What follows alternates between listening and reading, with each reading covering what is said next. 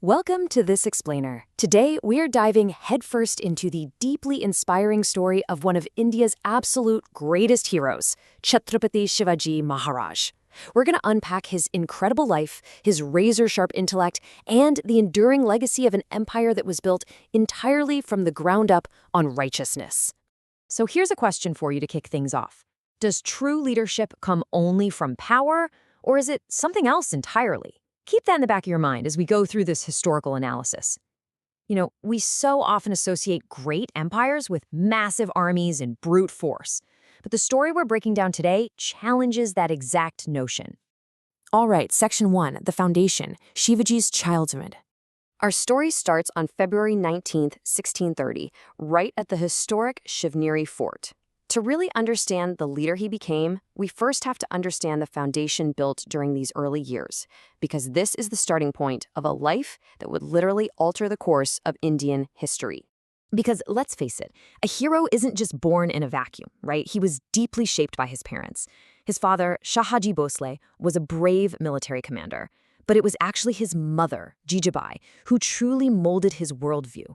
She was pious, brave, and incredibly idealistic. From a very young age, she taught him absolutely vital lessons about justice, dharma, and self-respect by sharing epic stories of great warriors from the Ramayana and the Mahabharata. These weren't just bedtime stories for him. They were the very blueprints for his future leadership. Moving on to Section 2, First Step Towards Swaraj. Now, those early teachings sparked a massive, lifelong vow. His ultimate goal became Swaraj. And what is that? We're talking about an independent state completely free from injustice, tyranny, and oppression. Establishing this self-rule was the absolute driving force of his entire life. And get this, he didn't even wait until adulthood to take action. At just 16 years of age, he captured the Torna Fort. That wasn't just a military win. It was laying the very first physical stone of his Swaraj.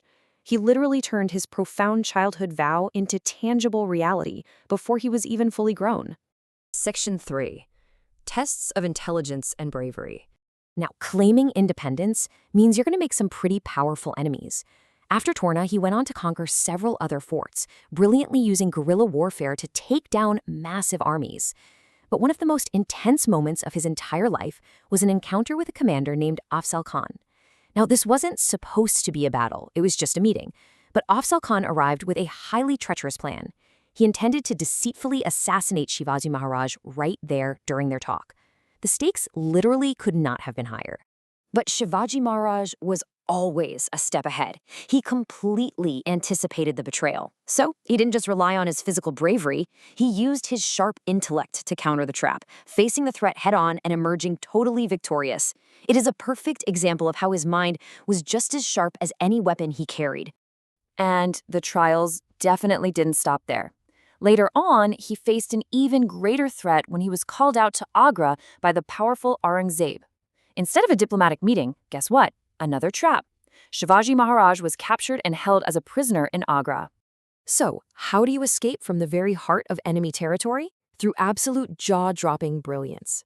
He devised this stunning, daring plan to escape by actually hiding himself right inside baskets of fruit that were being carried out of the facility. This thrilling escape is still considered a spectacular masterclass in strategic intellect. He literally outsmarted an empire. Okay, let's look at Section 4, Coronation of the Chhatrapati.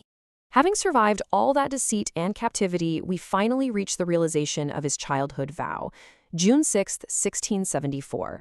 At the magnificent Raigad Fort, he underwent a grand coronation and officially took on the revered title of Chhatrapati. His long-held dream of an independent state was finally, officially realized. But here is the crucial part. It wasn't about just enjoying the spoils of power. He established a government built on genuine respect for all religions. He placed a special, unwavering focus on the safety of women, and above all, he ensured just and fair treatment for all of his subjects. We can clearly see his mother Jijabai's early lessons on dharma and justice playing out directly in his royal policies. Which brings us to Section 5, Legacy of a Great Ruler.